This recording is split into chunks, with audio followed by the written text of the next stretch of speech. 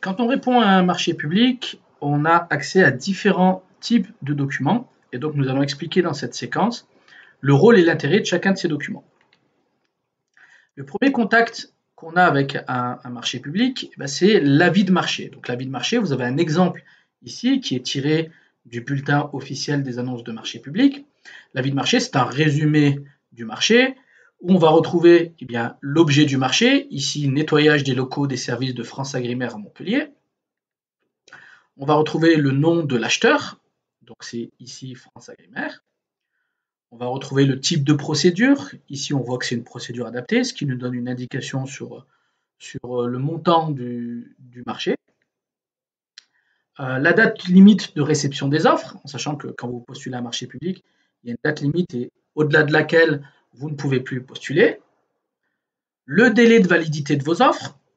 En règle générale, quand vous faites un devis, il est valable une trentaine de jours. Ici, on voit que votre offre vous engage pendant 120 jours.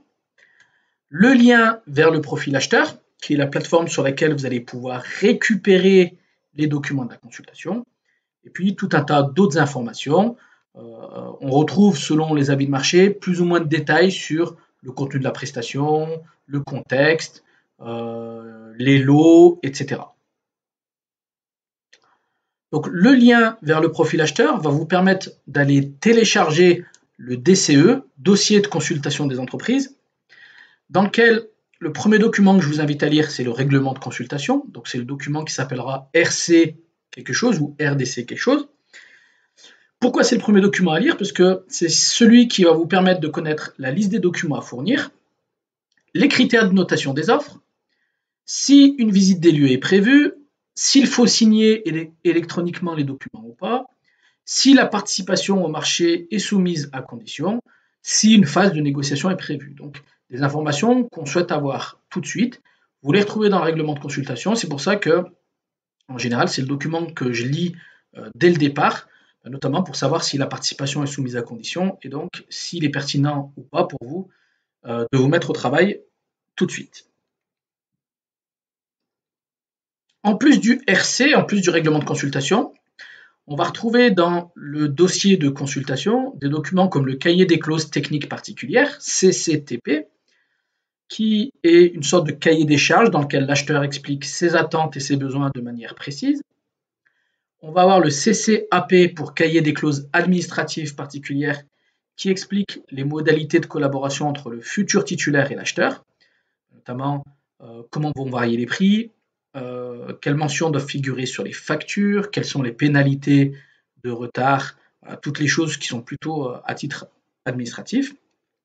Et parfois, dans certains marchés, on n'a pas deux documents différents, on n'a pas CCTP et CCAP, on a un seul document qui s'appellera le CCP pour cahier des clauses particulières. En plus de ça, dans votre dossier de consultation, vous allez retrouver, là aussi en fonction du marché, des documents différents. Parfois, ça peut être des plans si le marché le nécessite. Le fichier avec les questions posées par les candidats et les réponses apportées par l'acheteur, puisque au moment où vous téléchargez ce dossier de consultation, il y a peut-être d'autres candidats qui ont posé des questions. Donc, vous êtes au courant aussi des questions qui ont été posées avant que vous téléchargez le document.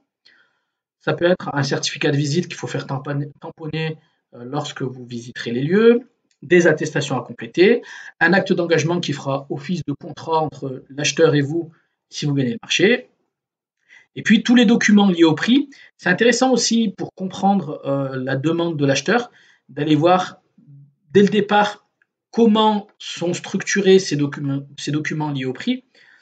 Les documents liés au prix peuvent prendre différents noms en fonction des marchés, en fonction de ce qui est demandé par l'acheteur.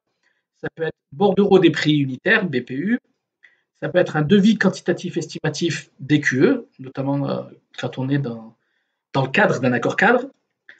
Sobrement, il peut s'appeler annexe financière ou alors décomposition du prix global et forfaitaire, le plus souvent dans le cadre de marché de travaux.